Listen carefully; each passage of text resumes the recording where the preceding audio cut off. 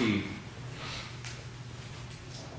يا أيها المدثر قم فأنذر وربك فكبر وثيابك فطهر والرجز فاهجر.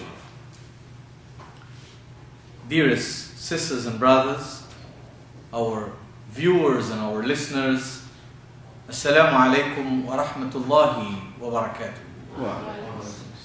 We are once more very fortunate and very privileged to be in a dialogue with ourselves and the rest of our community and beyond concerning this epoch-making messenger. And today, before I continue on the line of the declarations of the Prophet, the open statements of the Prophet, the commands of God Almighty to the Prophet, I want to share with all of us what instructions were particularly given to the messenger as to his preparation. What kind of preparation he had to prepare in order to deliver this lofty message. And what were the circumstances prevailing in his community. The Qur'an tells us in chapter 74, the verses I quoted in the beginning, the Qur'an says, Ya ayyuhal muddathir. And if you were to go to the common classical translation, they give us a very simple scenario how this prophet was wrapped up in a blanket, and God said to him, "Oh, one who's wrapped up in a blanket." This is far from being wrapped up in a blanket. Death means fortune. It means wealth. It means someone with an outstanding nature.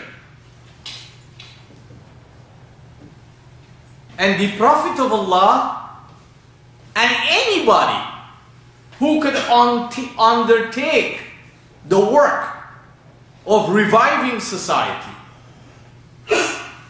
of regenerating society, reanimating society, reforming society, renewing society, improving society, rebuilding society, has got to be somebody who is very, very rich at heart and extremely rich in mind, even though he or she is surrounded by an ocean of darkness.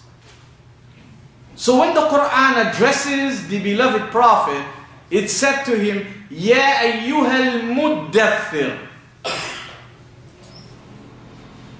That is, O Prophet, who have stood out on the horizon of his society, who can be considered very, very fortunate because he did not succumb to the cultural values and lifestyles of his people. Yet there was blanket darkness all around. So what the Qur'an was telling him, that you are most becoming and befitting to take on this role of reforming society, of rebuilding society. It was not that the Prophet was in a blanket.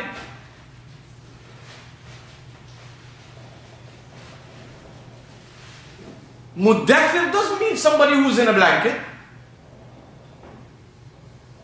And this is where, when we fail to look at the deeper sense and the relevancy of the terms, that we are stuck with a physical meaning.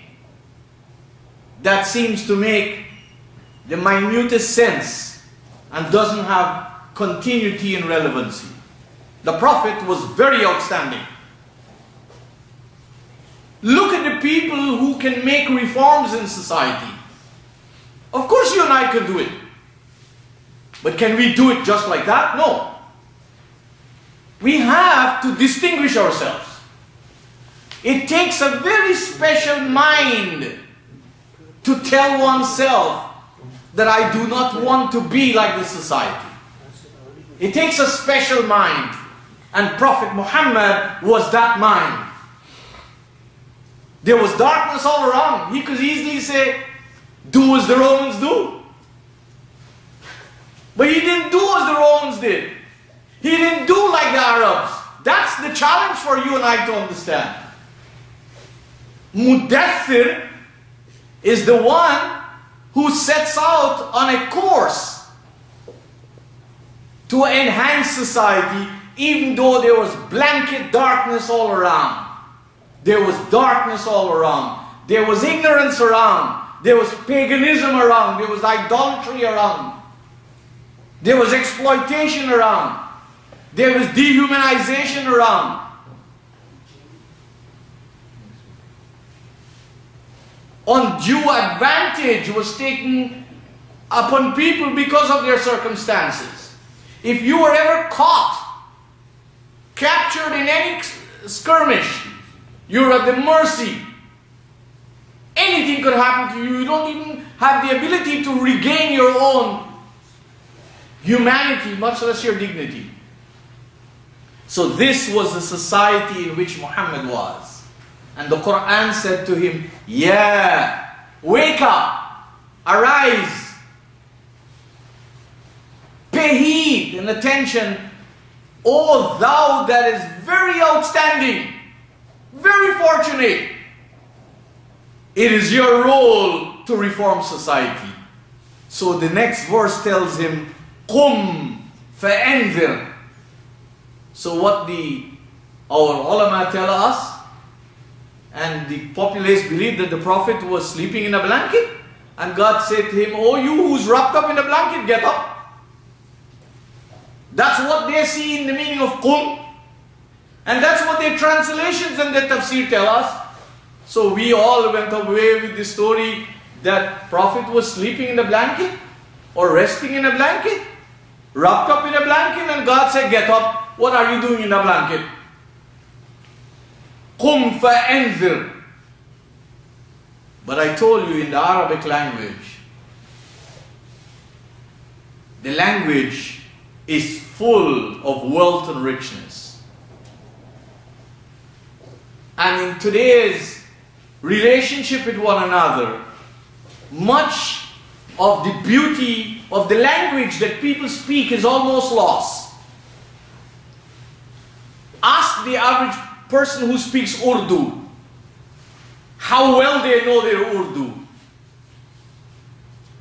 The Urdu that is generally spoken is like business Urdu. The English that is generally spoken is like business English. The Arabic that is generally spoken in the Arab lands is business Arabic. The rhetoric of the languages are gone. The rhetorics, the fasaha of the languages are almost gone. I speak to many people who are from different backgrounds. And they said to me, that kind of Urdu I don't know. That kind of English I don't know. Take the average student. Take a student from any of the Canadian colleges or any of the Canadian university, and he or she has a degree. They will have a first degree and a second degree. You think it is a norm that they are masters of English language, although their medium of instruction has been English? No way. You deal with them. Ask them basic grammatical issues. Discuss with them the essence of the language. They just use the tool of the language to get to where they want to go. Language can be literal